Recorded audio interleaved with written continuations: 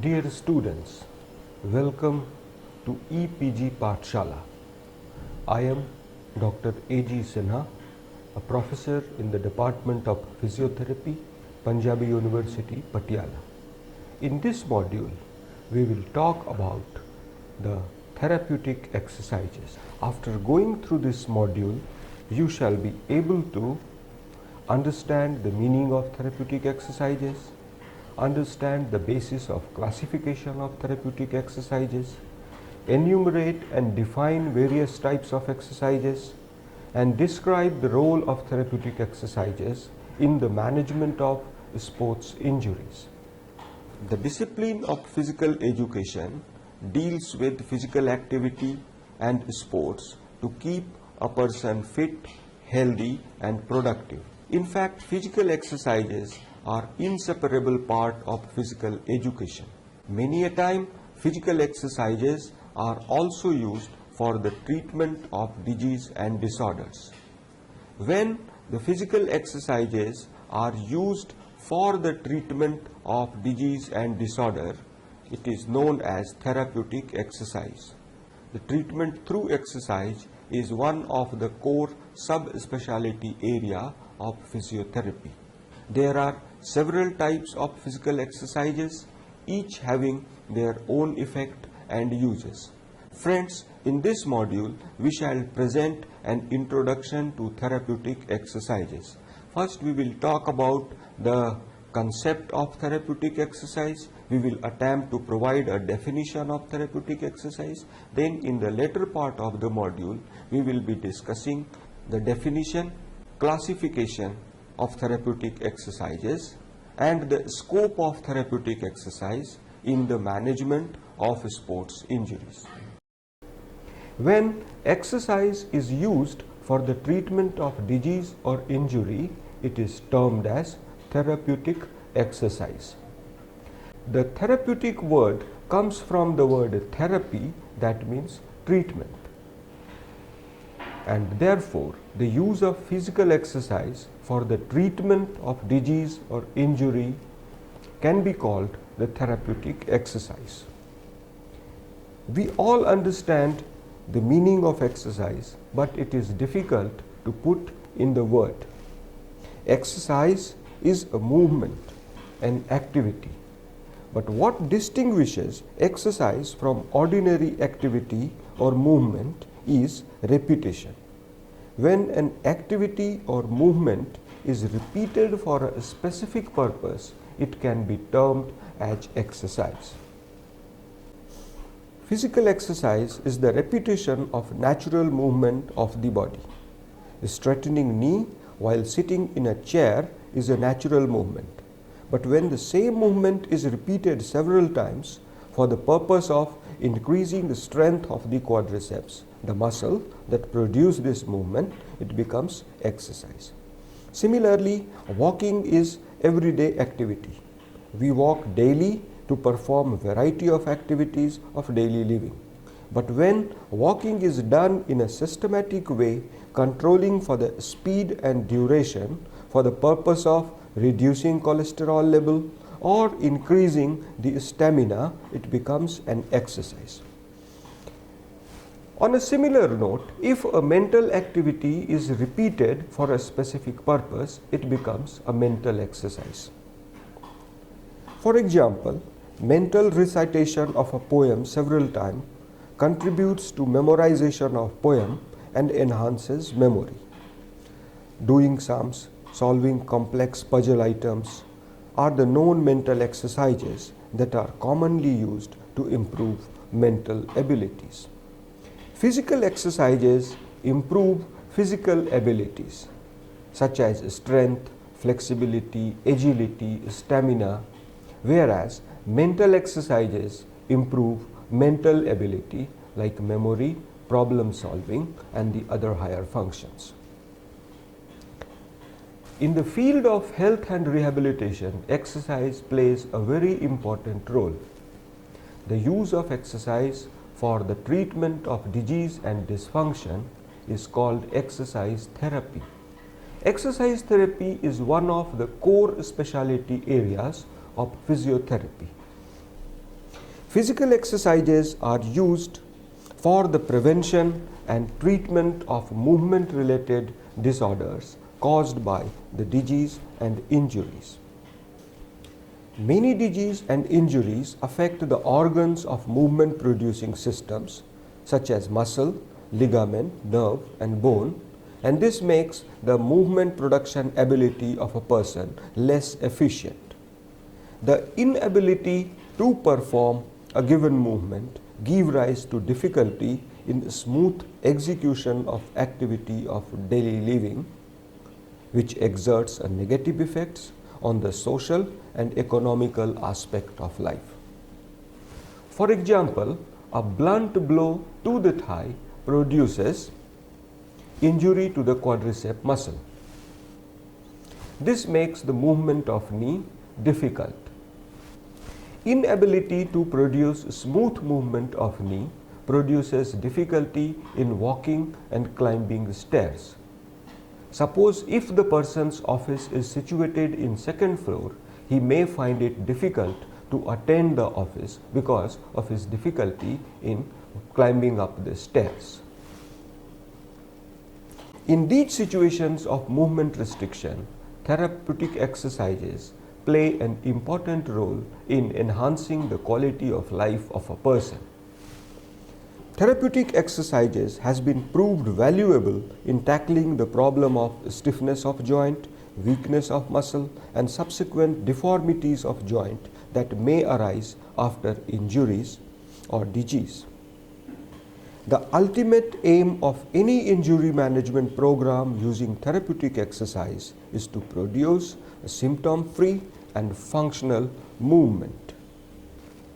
Exercise therapy is also used to combat incoordination of movement and subsequent difficulty in independent execution of activity of daily living, commonly encountered in neurological ailments. In these neurological ailments, the exercise therapy promotes independent execution of the activity of daily living. In several neurological conditions, therapeutic exercises are needed to maintain the physical and functional status of the patient.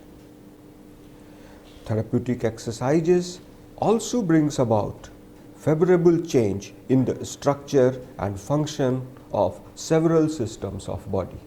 Engagement in regular physical training brings about favorable effect on the locomotor system, central nervous system, circulatory system, respiratory system, and metabolic systems. The detailed study of the effects of physical exercise on the physiological system of body is the subject matter of exercise physiology. All these makes the physical exercise a powerful method of treatment of several diseases and injuries. In recognition of the role of exercise in the management of disorder, the notion that exercise is medicine is gaining popularity among both health professionals and common public. After knowing the meaning of therapeutic exercises, we shall now focus our attention to the classification of therapeutic exercises. Therapeutic exercises can be classified in several manners. The most common way of classifying the exercise is the type of force used in production of exercising movement. Therapeutic exercises can also be classified according to the type of exercising movement. The objectives and aims of exercise can be another basis of grouping the various types of therapeutic exercises. Force is required to produce movement. For human motion, this force may be generated by the contraction of muscle or by the external forces such as the force of gravity, force of another person, or by the force of machine. On the basis of way of execution, the exercises can be categorized in two broad groups: active exercises and passive exercises. The movement produced by the contraction of muscle is called active movement, whereas the movement produced by the external force is known as passive movement. The active exercise is the repetition of active movement which require muscle contraction to produce and control any movement. Often the muscle contraction is voluntary, but many a time exercises movement can be produced by reflex contraction of muscle. Contraction of muscle to produce the movement is the essential feature of active exercise. Lift again. Lift again.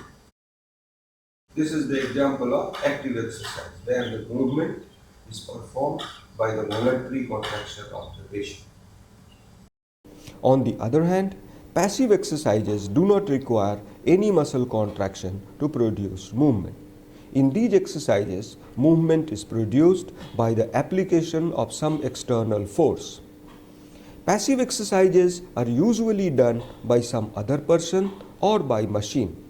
Sometimes the force of gravity is utilized to produce passive movement of a body part.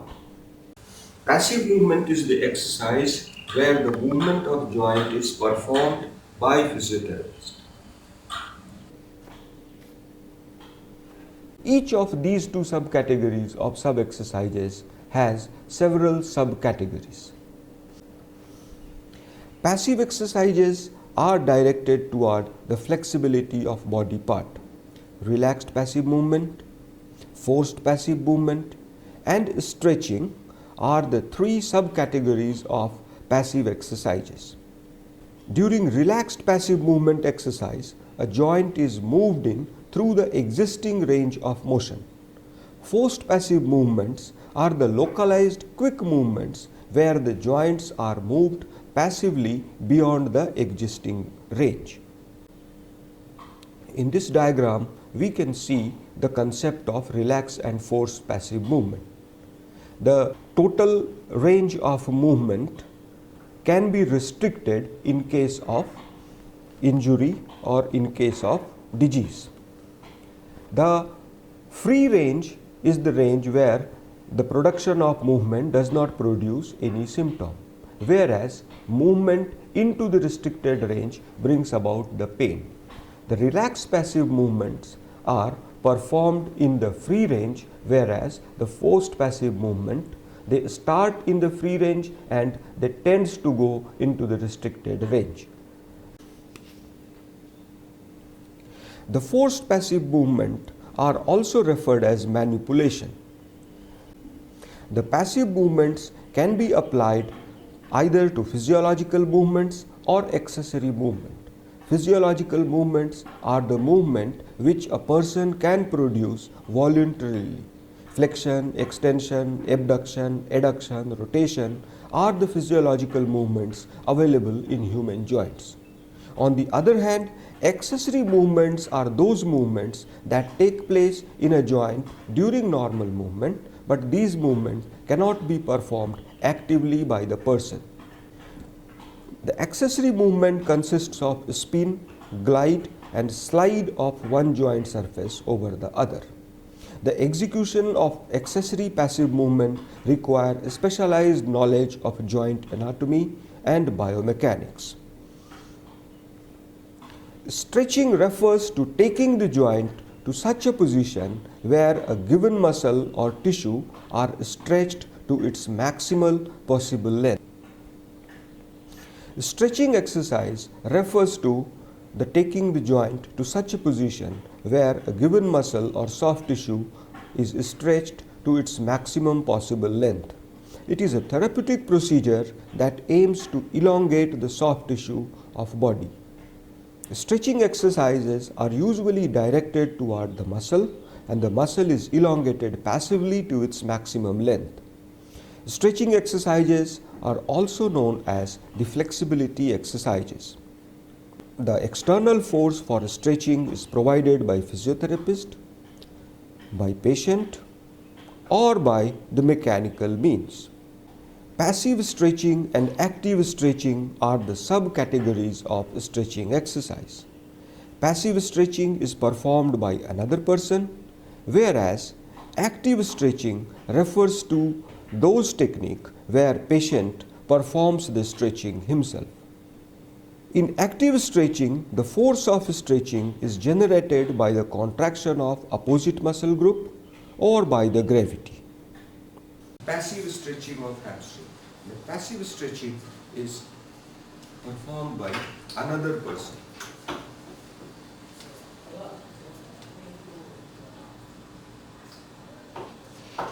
This is the example of passive stretching. Here I am stretching the hamstring muscle. The force of stretching is provided by me.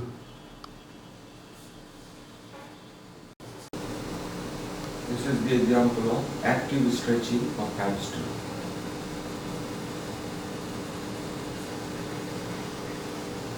Active stretching of hamstring.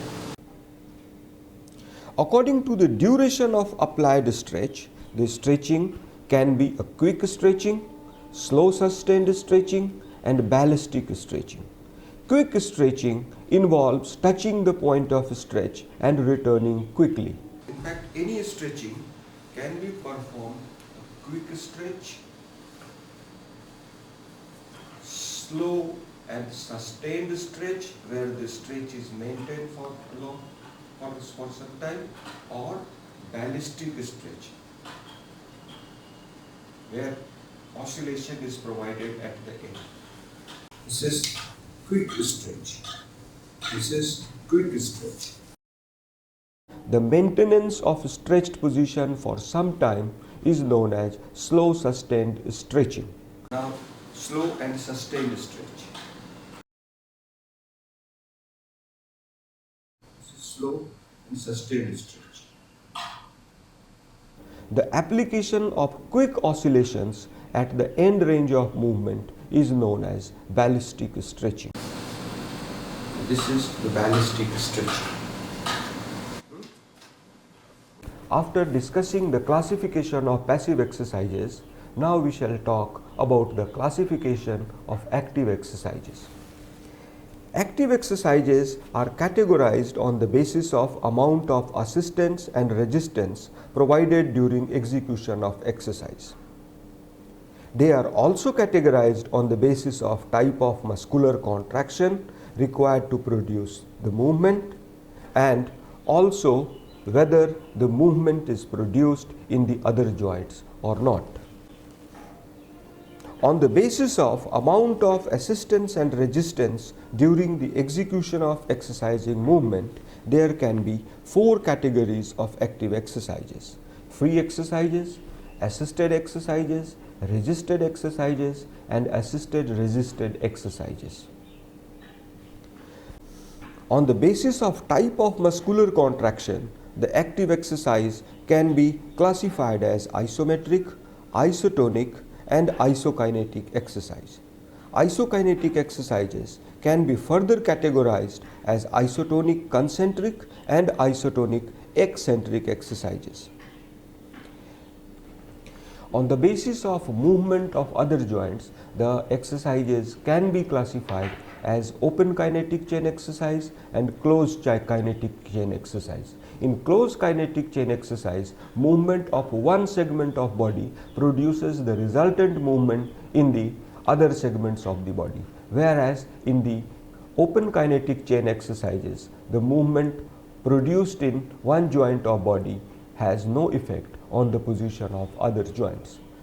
The closed kinetic exercises are also known as the weight bearing exercises, whereas the open kinetic chain exercises are known as non-weight bearing exercises.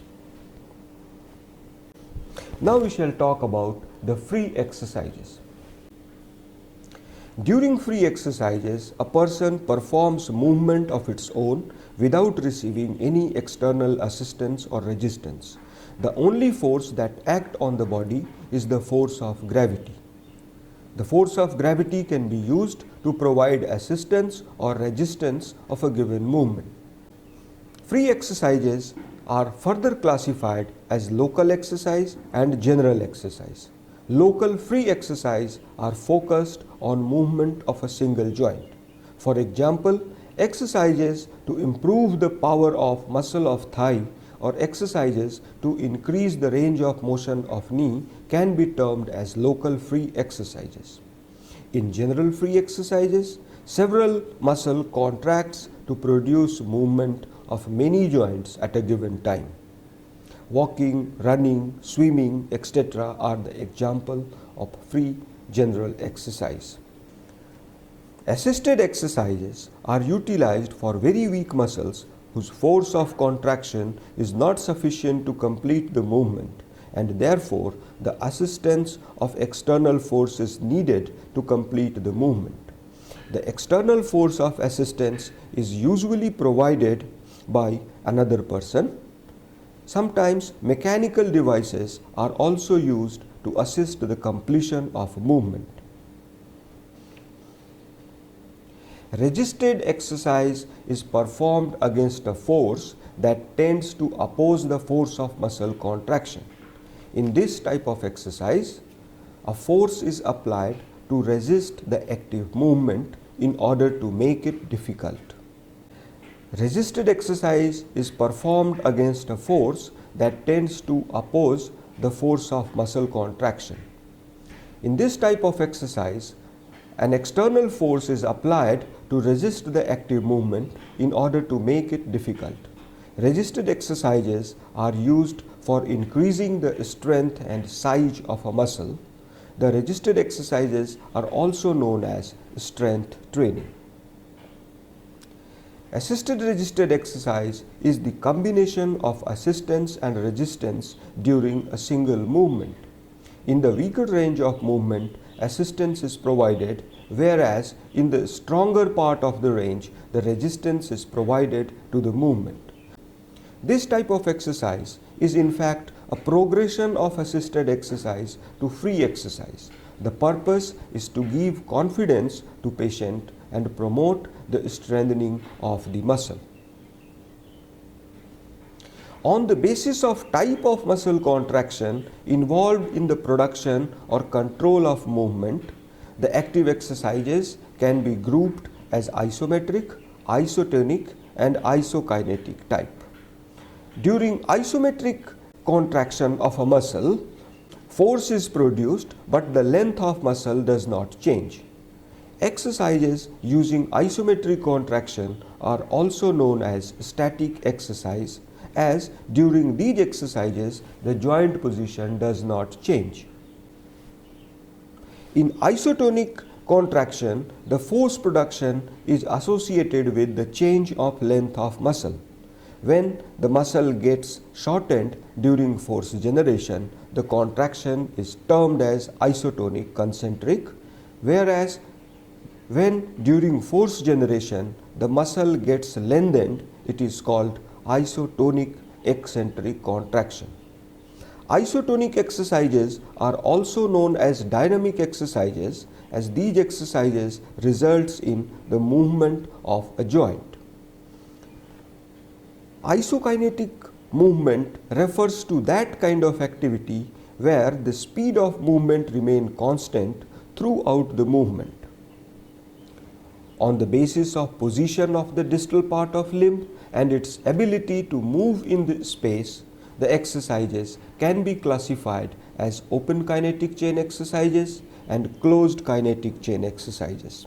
In open kinematic chain exercise, the distal segment is free to move in space, whereas in closed kinematic chain exercise, the distal segment is free and the movement takes place in the other joint.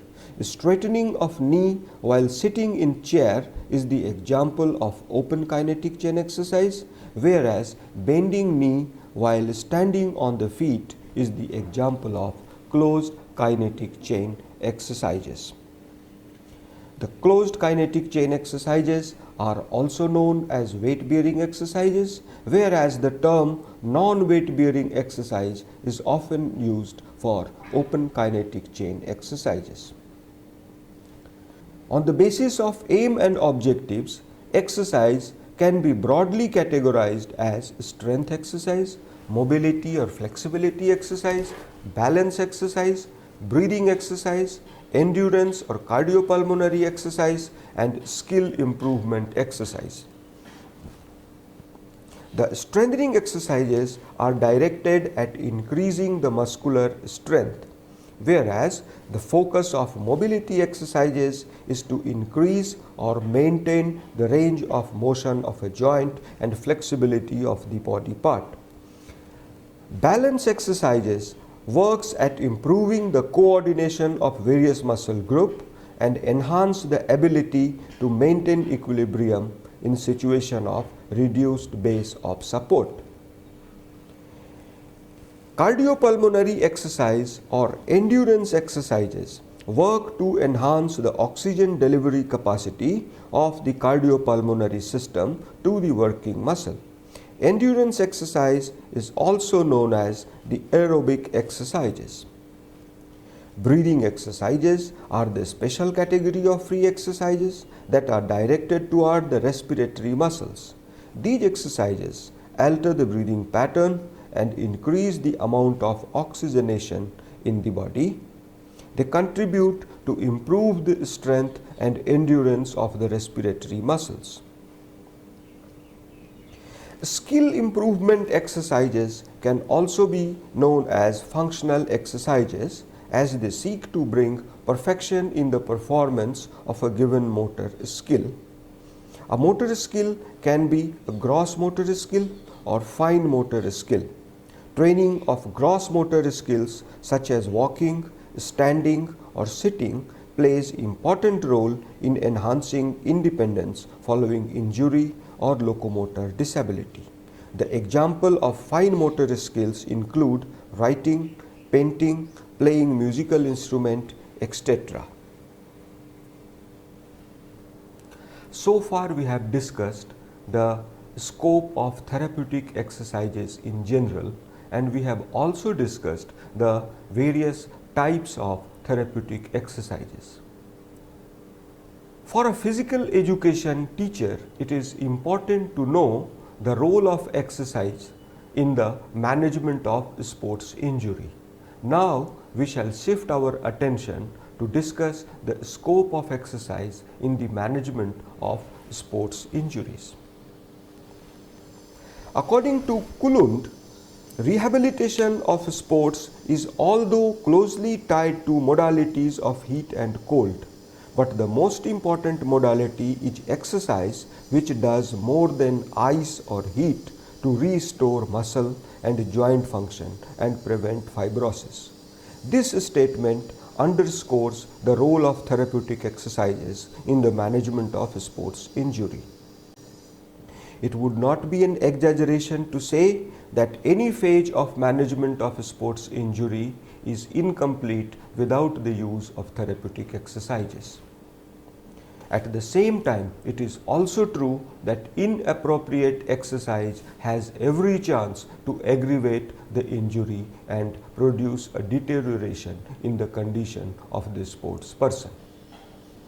The therapeutic exercises play a role in performance enhancement. They are used for the prevention of sports injury. They are used in the treatment of sports injuries, and the rehabilitation of sports injuries is in fact the systematic application of the therapeutic exercises.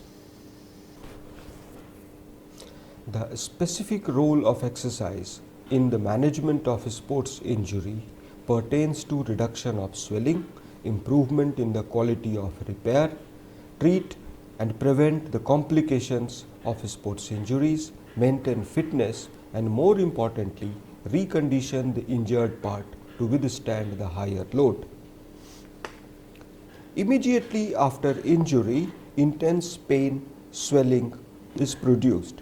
The carefully designed active isometric exercises help to reduce swelling and prevent adhesion developed subsequent to the injuries. The quality of repaired tissue is very much influenced by the movement. The collagen fibers of scar tissue orient themselves parallel to the line of imposed stress. The application of stress within acceptable limit increases the mechanical strength of the tissue. So the progressive movement enhances the mechanical strength of repair, whereas the prolonged lack of movement reduces the mechanical strength of the repair. During repair of injury, several complications may take place, which sometimes becomes more problematic than the injury itself.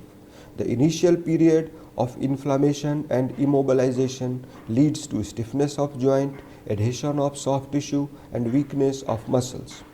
All these complications can be the consistent source of long-standing pain that persists even after the repair of the injury. The reduced cardiopulmonary endurance and balance are the other complication of the injury that grossly reduces the functional capacity of the person and seriously interferes with early return to the sports. The use of exercise in sports injury follow a stage-wise pattern. The first goal of therapeutic exercise is to have pain-free active control of the injured part by judicious use of the isometric exercises and active exercise to increase the joint range of motion. After the pain-free joint range of motion is achieved, the focus of exercise shifts toward increasing the strength of the surrounding muscle using active resisted exercises. The balance and coordination exercises are added to the program when the strength reaches to 70 to 80% of normal. Functional exercises and sports-specific skills should be added in the later part of the rehabilitation program. Friends, we have learned that exercise is the repetition of a movement for a specific purpose. The exercises used in the management of injuries and disease are termed as therapeutic exercises.